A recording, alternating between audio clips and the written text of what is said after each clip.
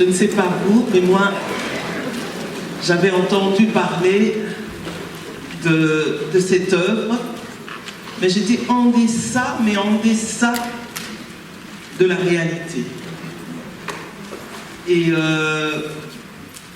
le seul commentaire qui me vient, je vais paraphraser quelqu'un, vous le reconnaîtrez.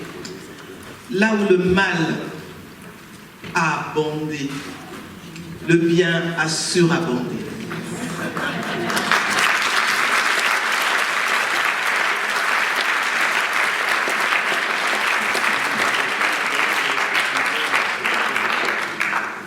Nous avons le temps de prendre quelques questions dans la salle.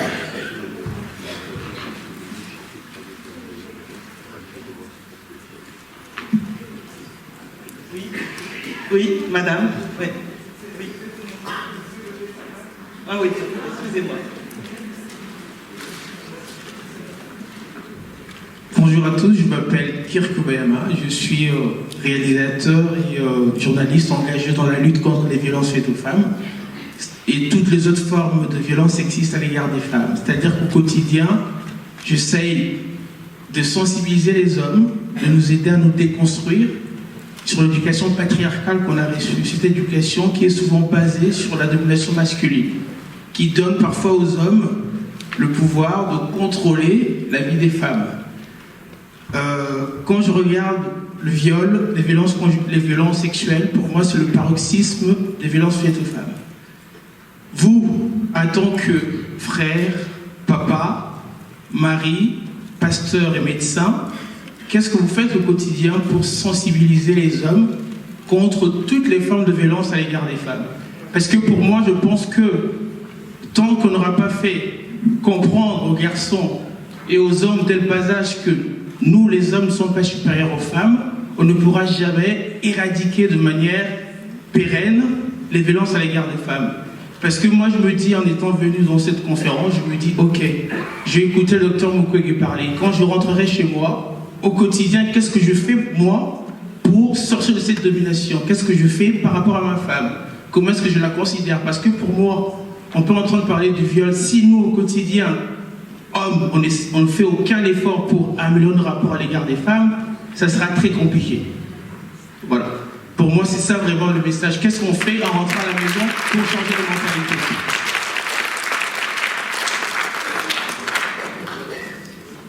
Merci.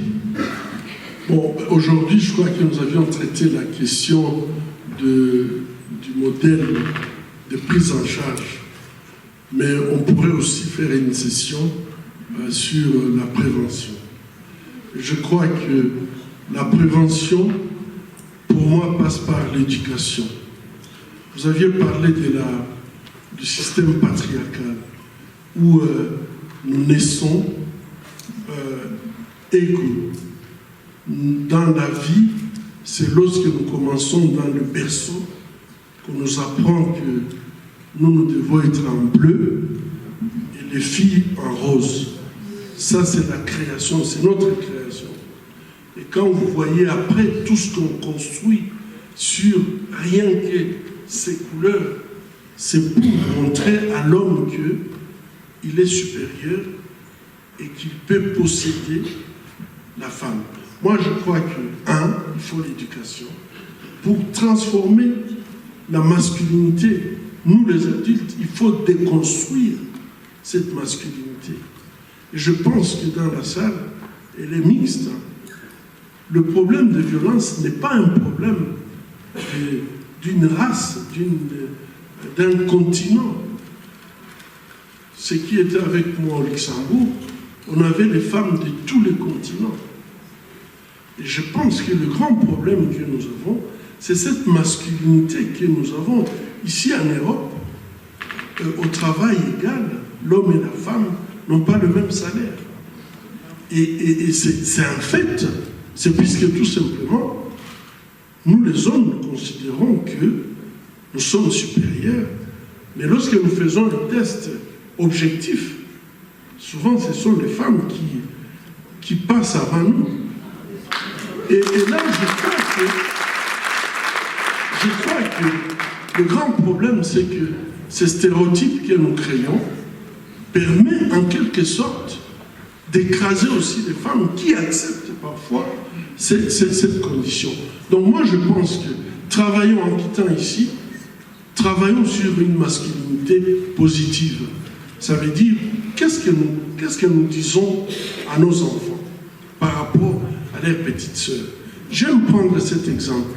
En Chine, je vis des villes où, même en Inde, il n'y a plus de filles, puisque toutes ces filles, les embryons sont dans la poubelle. Et à la fin, les hommes, quand ils sont seuls, ils deviennent violents, puisque les femmes nous tempèrent un tout petit peu, et ils vont kidnapper les femmes dans le village voisin. Et je pense que ça, c'est un exemple qui devrait nous aider à comprendre. Mais la question que je pose, quand un garçon naît après l'avortement, 5 avortements des filles, quel sentiment il doit avoir, ces garçons, quand il sait que les parents ont fait tout ça juste pour avoir l'unique garçon? Il faut changer ça. Si ça ne change pas, la violence va continuer. Et je pense que c'est dans l'égalité homme-femme, lorsque nous sommes capables de regarder la femme qui est en face de nous comme notre propre image, n'est-ce pas? Les os de mes os, la chair de ma chair. Là, il est vrai que lorsque vous la regardez comme vous-même et vous avez cette impression que celle-ci, elle est comme moi, les choses peuvent changer. Mais c'est un travail à faire. Et c'est un travail qu'il faut faire partout.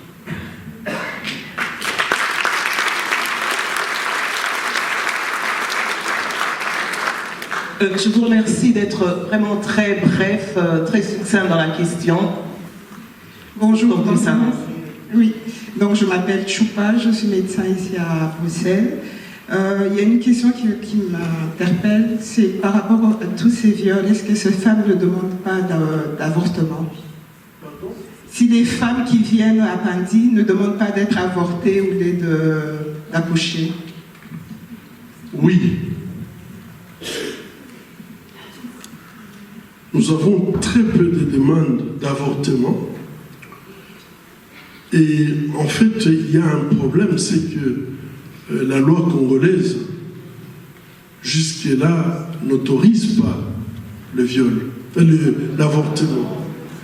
Et donc, si un médecin décide de faire un avortement et qu'il y avait une plainte, c'est au moins 5 ans de prison.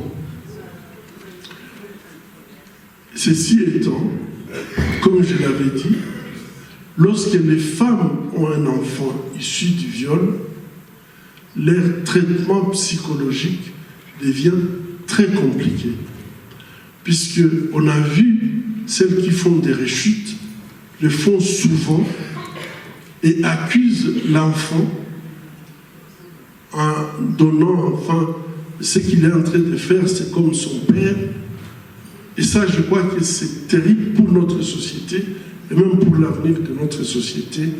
On devrait s'occuper de cette question puisque ces enfants sont très nombreux et malheureusement rejetés, exclus de la communauté.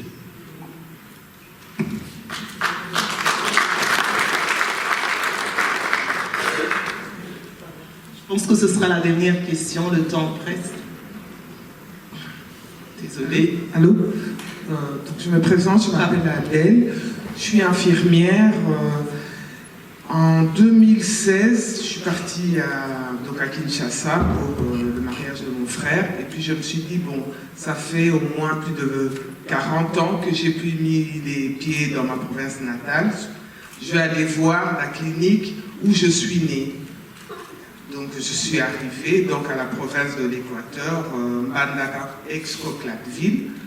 J'arrive à la clinique et donc je veux voir le directeur. Il m'explique, il me fait visiter la clinique et j'ai été vraiment choquée parce que bon, il m'a montré la salle d'accouchement. Je me suis dit, mais moi, on me met dans une salle d'accouchement, je meurs même avant d'accoucher. rien qu'en voyant l'état des lits, tout ça. Donc j'ai demandé à un journaliste de pouvoir filmer, parce que j'avais la chance, dans l'hôpital où je travaillais, d'avoir un médecin qui était né aussi à l'époque coloniale dans la même ville. Et on en rigolait souvent parce qu'on disait « Ah tiens, on vient de la même ville ». Donc on filme, je viens ici, donc je me dis, bon, avec les Européens, ils aiment bien du concret, hein, il ne faut pas commencer à blablater, on leur montre et tout ça. Donc malheureusement, quand j'avais payé pour le DVD, quand je mets le DVD à la maison, avant d'aller le montrer à mes collègues, ben, je vois que le monsieur, il m'avait dit qu'il avait filmé, bon, mais je crois qu'il filmait dans le vent, il n'y avait rien. Mais je me suis quand même battue. Alors, dans ma clinique, on changeait les lits d'hôpitaux qu'on avait achetés il n'y avait même pas 2 ans.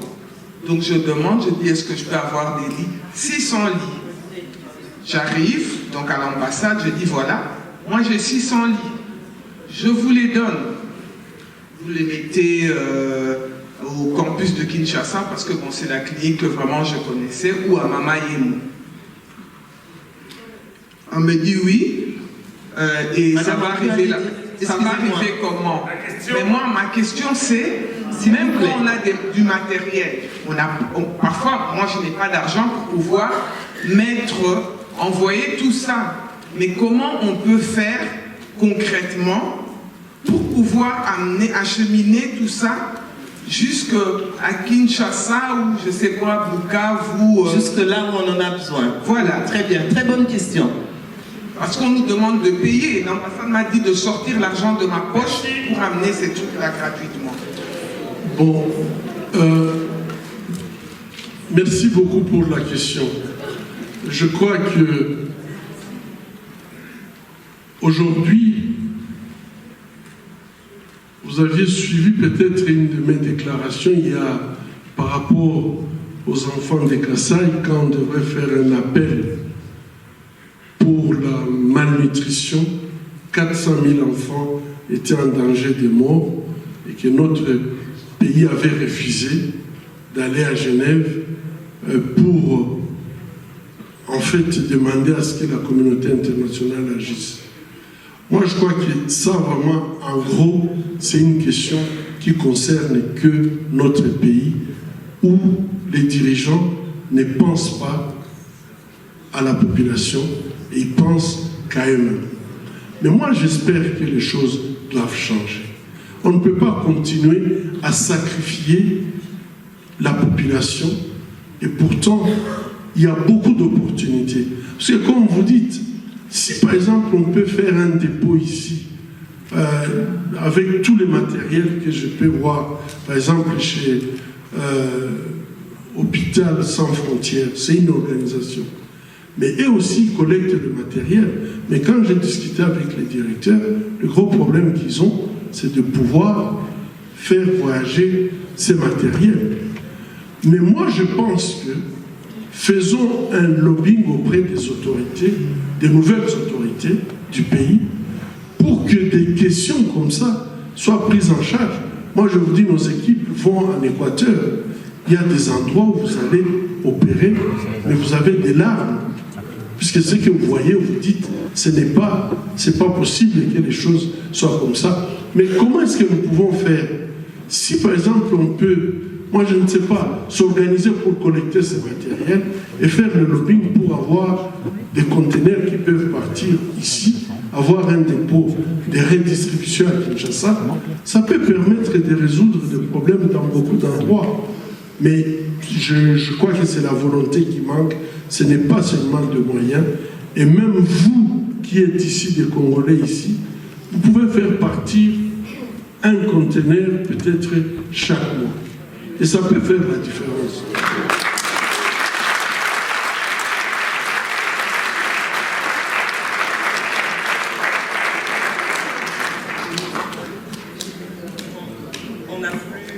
On n'a plus le temps pour... on va continuer la discussion.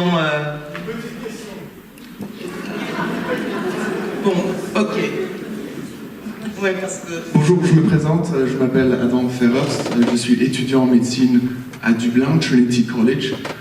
Si vous pouvez venir à Dublin, docteur, ça serait génial. Juste une petite question, comment est-ce que votre foi influence votre décision professionnelle et votre travail en tant que chirurgien? Et est-ce qu'il y a eu des moments où ça a été incompatible avec votre foi?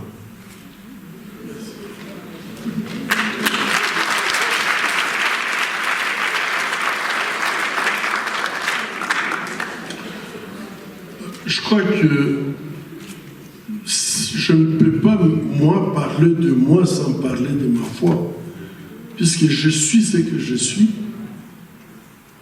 grâce à cette foi qui m'a toujours conduit.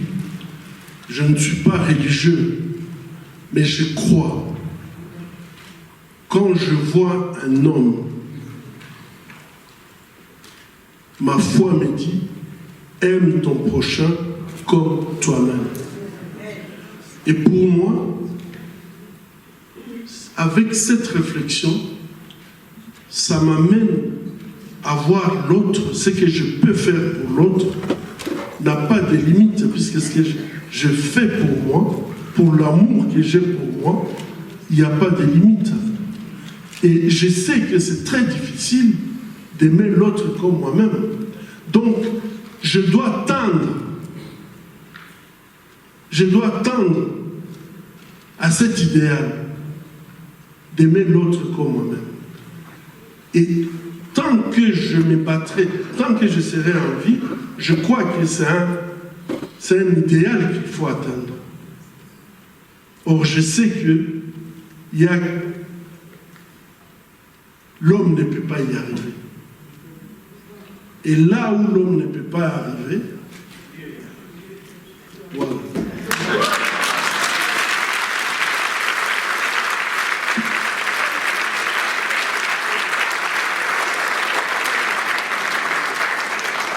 J'avais une question plus pratique, parce que le nerf de la guerre, c'est l'argent, vous le savez.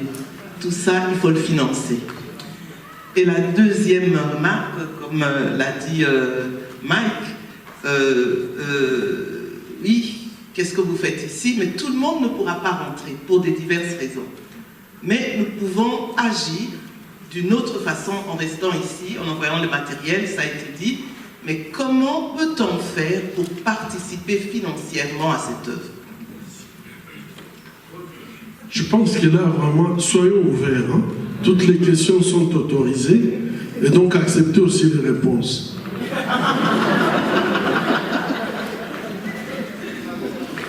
Vous avez dit que vous avez 2 nationalités. Et pour la nationalité belge, qui probablement n'a même pas financé vos études, vous payez les impôts tous les mois. N'est-ce pas? Tous les ans. Combien vous payez à la nationalité qui vous a la vie? Vous ne donnez rien. C'est pour cette raison que moi je crois que nous avons besoin de faire une révolution morale en République démocratique du Congo. Personne ne le fera pour nous. À supposer que vous aviez cette obligation morale par rapport aux frères restés au pays et que quand vous payez vos impôts pour la Belgique, payez quand même votre dîme pour le Congo.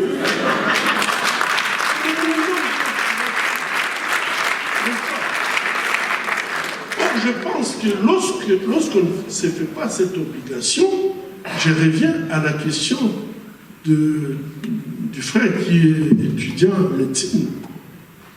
C'est que vous ne voyez pas les Congolais comme vous voyez vous-même. Or, si vous avez ce souci de se dire comment on peut soigner les gens sans seringue, sans gants, les gants on les lave 10 fois. On n'a pas aujourd'hui, je vous ai montré, pour les kits PEP, là où il y a, on doit normalement aussi avoir les tests du VIH. Beaucoup de ces centres n'ont pas les tests du VIH. Et répondez-moi maintenant à la question. Comment ils transfusent? Tous ces problèmes existent en réalité chez nous. Est-ce que ce n'est pas le moment, hein, comme vous m'avez dit, comment on peut financer ça? Moi, je pense que nous tous qui avions fait l'école primaire au Congo, l'école secondaire au Congo, la médecine générale au Congo ou l'école d'infirmières au Congo, et que nous travaillons en Europe, nous devions nous dire, nous avons quand même quelque chose à donner là où on nous a formés. Et malheureusement, l'Europe vous prend et ne nous donne rien au retour. Et ça, je crois qu'un jour, j'avais présenté ces problèmes de fuite de cerveau au Parlement européen. Malheureusement, une maman, elle se bat, elle vend des cacahuètes pour que l'enfant, ou de la braise pour que l'enfant étudie. Une fois que l'enfant devient, voilà, il nous envoie nous, des lettres, occupez-vous de notre maman. Mais nous ne sommes pas cardiologues, nous ne sommes pas néphrologues, mais lui, il est ici. Comment ça peut aller? Donc je pense que vraiment, ne faisons pas, prenons cette question au sérieux. Ce sont les autres diasporas qui ont sauvé leur pays lorsque leur pays était en train de sombrer.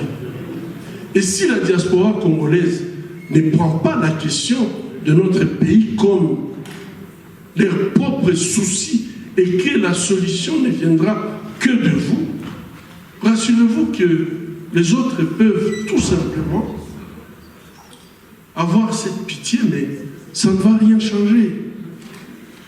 La diaspora peut faire des grandes différences. J'avais répondu à un étudiant qui me posait la même question. Je lui ai dit, au Congo, avec tout ce que nous connaissons, si vous allez à Bukavu, à Goma, à Kinshasa, vous avez l'impression que toute la population est dissociée. Ils sont dans une véritable dissociation. Vous qui venez de l'extérieur, vous allez voir la saleté, vous allez voir des incohérences, mais vous avez l'impression que toute la population ne voit pas, vit normalement. S'il y a des psychologues ici, ils savent que c'est ça que vous appelez dissociation. Alors si quelqu'un est dans une dissociation, il intègre des choses que tout le monde peut voir que ce n'est pas normal, mais lui, il les fait pour sa survie. Et donc, si notre population vit comme ça, vous qui êtes à l'extérieur, pas traumatisés comme nous de l'intérieur, si vous ne nous prêtez pas main forte, vous allez continuer à avoir ces conditions qui sont inacceptables, mais malheureusement, celui qui vit dans ces conditions, lui-même n'a pas l'impression qu'il est en train de souffrir ou qu'il a besoin d'un changement quelconque. Donc, prenons l'acte. Docteur Mike nous a lancé là. Si désormais nous décidons d'envoyer un conteneur à Kinshasa chaque mois, c'est 2 000 $, je crois. 2 000 euros. Hein? Plus.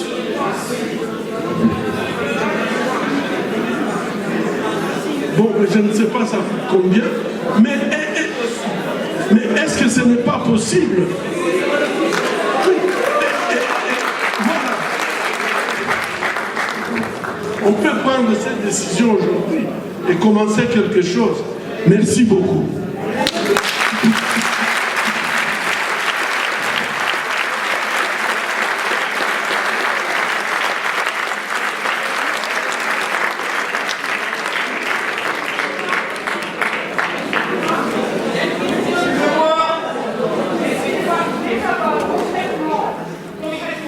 Alors, nous...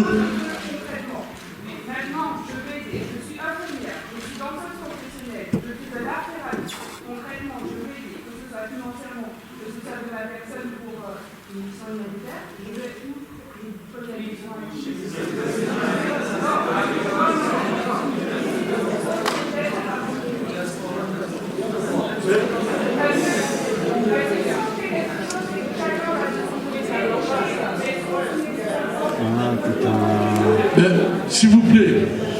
je pense que, madame, le grand problème, c'est que nous pouvons être 200 Congolais dans cette salle et nous avons 200 associations. Ça ne marche pas. Ça ne marche pas. S'il vous plaît, s'il vous plaît, moi je crois que nous devons apprendre aussi à nous faire confiance. Et si on n'apprend pas à se faire confiance mutuellement, effectivement, on ne peut rien faire. Moi, la question que je vais vous donner un exemple. J'avais des difficultés chirurgicales puisqu'on n'avait pas la laparoscopie dans notre hôpital. J'ai eu la chance de rencontrer le professeur Kadier. Nous avions discuté avec lui. Depuis ces jours, il fait 4 émissions par an où nous opérons jusqu'à 100 malades en une semaine par voie laparoscopique. Lui, il s'organise comment? Nous, on ne paye rien. Ces missions, il s'organise pour les payer. Je suis sûr qu'il y a des organisations ici sérieuses. Mais vous pouvez moi je ne le connais pas. Je ne le connais pas. Mais je suis sûr qu'il y a des organisations sérieuses. Si on a cette volonté, c'est la volonté qui manque. Vous ne pouvez pas réaliser si vous sortez 10 euros ou 100 chaque mois pour l'action humanitaire. Je ne sais pas ce que vous sentez quand vous donnez. Moi, ça me fait énormément plaisir de donner. Et je crois qu'il y a des organisations ici. Est-ce qu'il n'y a pas vraiment une organisation qui peut nous aider à résoudre ces problèmes pour qu'on ne fasse pas encore une conférence qui va se terminer à queue de poisson sans décision? Madame, excusez-moi. Monsieur, vous dites que vous pouvez.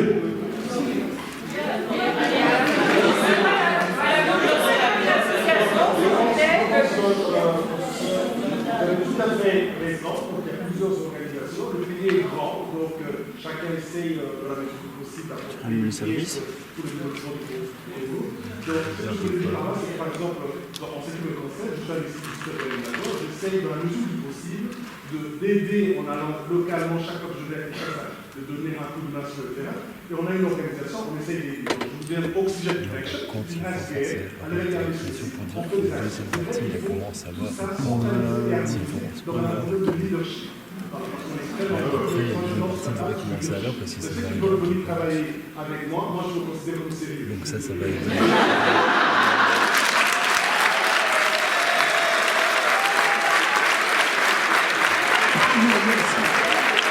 Merci. Oxygène in action. Oxygène in action. Très bien. Moi, je par exemple, non, s'il vous plaît, madame. Madame, vous dites que vous êtes dans l'art-thérapie. S'il vous plaît. Moi, je pense que nous sommes des grands artistes. Et je trouve que si vous avez de très bons protocoles, puisque je dois vous dire que nous n'acceptons plus d'introduire une thérapie qui n'est pas basée sur des évidences. Et moi, je pense que, sincèrement, au Congo, il y a une possibilité de développer l'art-thérapie, puisqu'il y a beaucoup de choses qu'on peut voir dans nos cultures lorsque nous avons des problèmes que nous utilisons, des arts que nous utilisons pour guérir la société. Pourquoi vous ne pouvez pas vous allier pour pouvoir tester ce que vous faites ou tester de l'art congolais et voir comment cet art peut amener à la guérison? Et là, il peut y avoir beaucoup d'opportunités. Vous voyez, Oxygène. Voilà. Merci. Merci. Merci.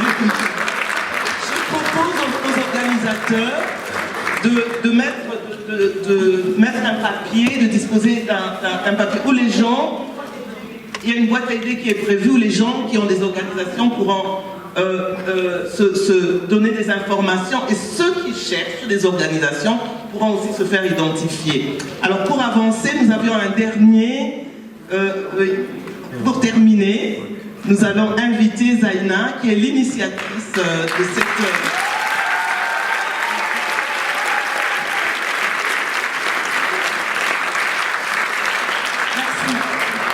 Merci beaucoup, docteur vous pouvez dire, c'est un honneur et personnellement, ça me rend simplement encore plus humble. Quand je vois ce que vous faites, il n'y a pas de mots à dire. Et je voudrais juste dire merci du fond du cœur. Et merci à vous tous. Et je vous invite, comme on l'a dit déjà, de pouvoir non seulement que ça ne s'arrête pas ici, qu'on ne s'arrête pas avec des paroles, mais que réellement, surtout les femmes, qu'on soit debout et qu'on pose des vrais actes. Qu'on le fasse ensemble, parce que seul, c'est pas facile. C'est même impossible. Je vous remercie beaucoup d'être venus.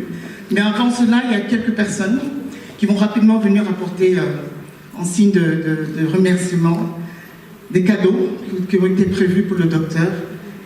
Donc je voudrais inviter tout d'abord Monsieur Floribert David Mwamba, qui est un pharmacien. Je crois que son fils va l'aider. Vous nous excusez un peu pour le retard, on est un peu débordé, mais ça n'arrive qu'une fois. Hein. Un tel événement n'est pas de coutume.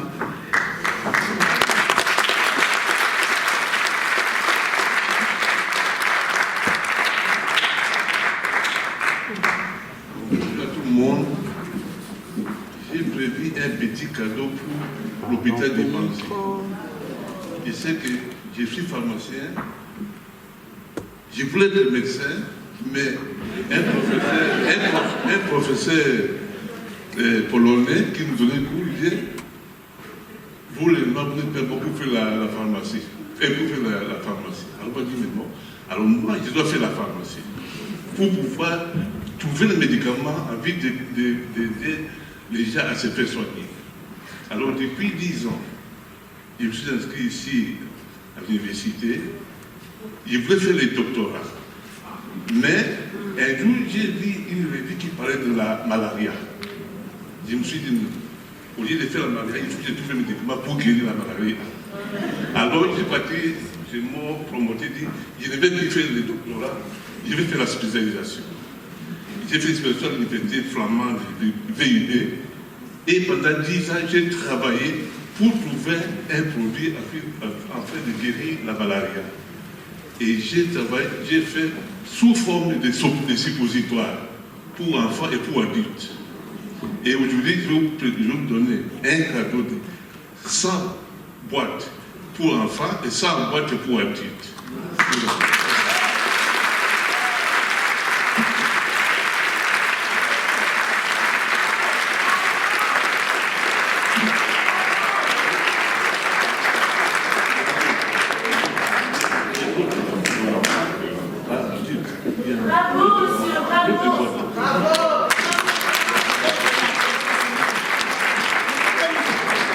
Merci beaucoup. Il va juste prendre une photo. C'est assez lourd, avec son épouse, voilà. Et sans plus tarder, j'aimerais également inviter, pendant qu'on prend la photo, elle se prépare.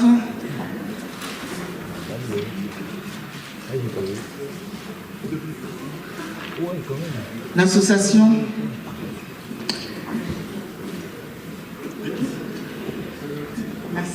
Merci beaucoup. Merci beaucoup. Merci David Floribert. Je voudrais inviter rapidement également donc, une représentante de l'association ABIOC.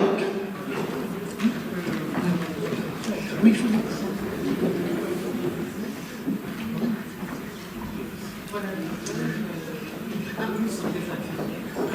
Excuse-moi. Voilà, l'association des infirmières. On offre un stéthoscope au docteur. Et pour l'hôpital de Panzi, on a quelques glucomètres ici, plusieurs.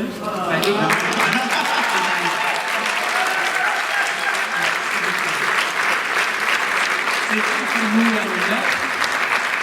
Et pour l'assistance des personnes qui se demandent comment faire, eh bien, on est une association des infirmières. Celles qui veulent s'associer à nous pour aller en mission humanitaire, pourquoi pas. Ils payent leur billet et on y va. Voilà, voilà. C'est du français. Merci. La photo, voilà, on prend la photo.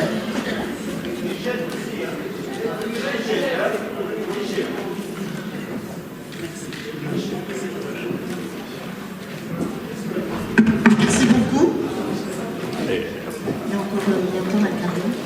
Il y a encore un cadeau, oui.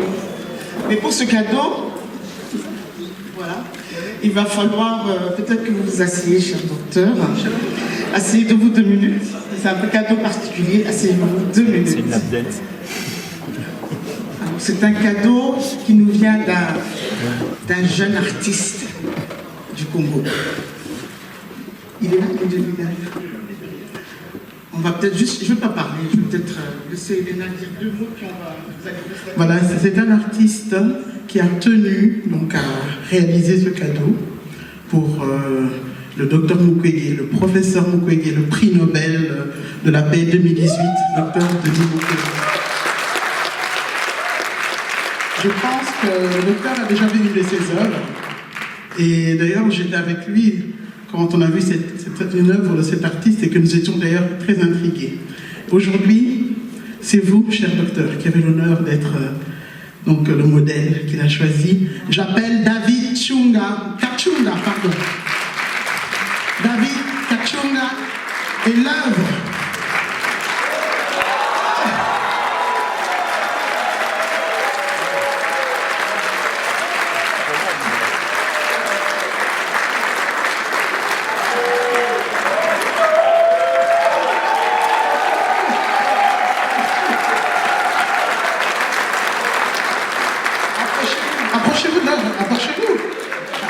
Avec le réalisateur et le modèle, approchez-vous. Voilà. Donc, comme ça, vous pouvez admirer. Et si le docteur se rappelle, vous vous rappelez l'œuvre que nous avons vue aux funérailles de... Voilà.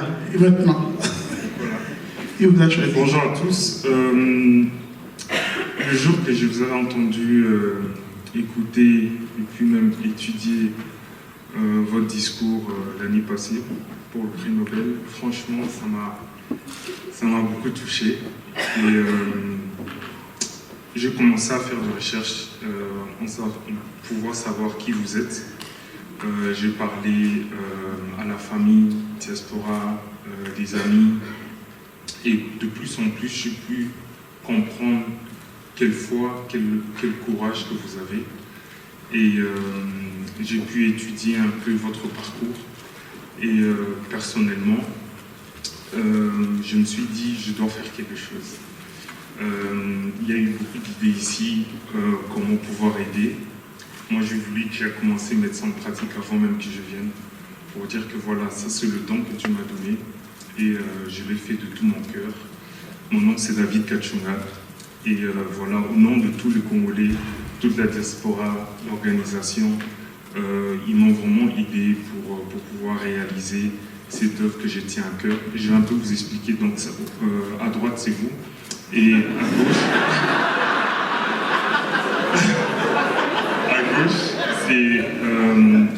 j'ai mis quelques visages qui représentent en fait toutes les personnes dont vous avez soutenu, dont vous avez d'une certaine manière guéri, dont vous étiez juste là pour eux. C'est des enfants, c'est des personnes âgées, c'est des blancs, c'est des noirs, c'est tout le monde. Et la taille, ça représente tout votre cœur pour l'humanité.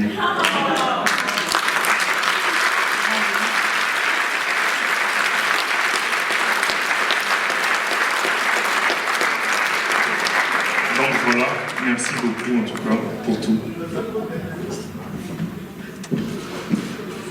Certainement, vous avez pu le constater, c'est avec vraiment une grande émotion que je découvre cette œuvre.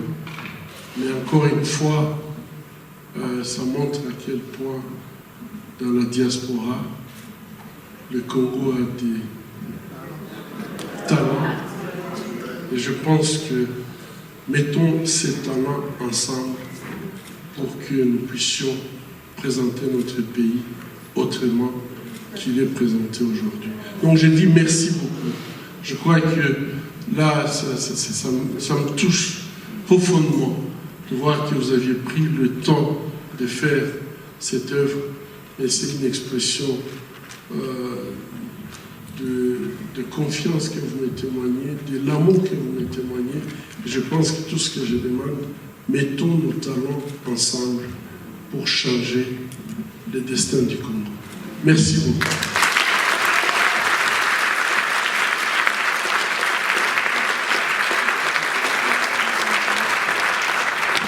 Donc l'œuvre s'intitule Panzi 1999. Merci beaucoup. David Kachunga.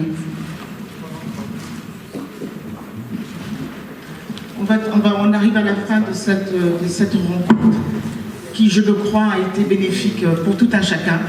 On repart d'ici avec le cœur rempli d'émotions, mais aussi surtout de beaucoup d'idées qui ne vont pas rester idées, mais qui vont devenir une réalité. En tout cas, je l'espère. C'est la raison pour laquelle ça a été organisé. Et j'aimerais juste encore vous ajouter ceci. On n'a pas eu le temps de beaucoup parler de ce que l'ASBL Centre de Trumpet fait, mais ce n'était pas le but. L'objectif aujourd'hui, c'était vraiment de parler de ce qu'on pouvait faire ensemble en tant que diaspora d'origine congolaise et au niveau surtout de la santé, parce que sans la santé, on ne sait pas construire un pays. Ceci étant dit, je tenais également à remercier les organisateurs puisque c'est formidable. On a passé l'après-midi ensemble, les 2 heures. On a parlé beaucoup plus des choses qui nous unissent. Et c'est rare d'être dans nos réunions sans que les gens s'affrontent sur le plan politique. Ce qui est malheureux. Donc merci beaucoup. Je vois que les professionnels de la santé, on peut vraiment faire le modèle, qu'on peut construire quelque chose sans tenir compte de nos divergences de vues. Je vous remercie beaucoup pour avoir organisé. Je remercie tout le monde pour avoir participé activement. Je remercie pour tous les cadeaux. Merci beaucoup pour m'avoir invité, c'est formidable.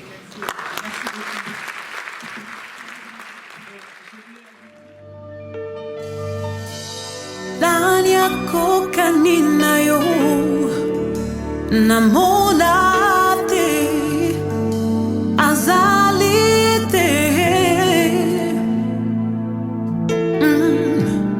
ndani yako telembelayo moko te azali te oh, oh, oh. Oh, elongeza ya Yesu, elongeza ya Yesu. Oh, oh, oh, oh, oh, oh, oh.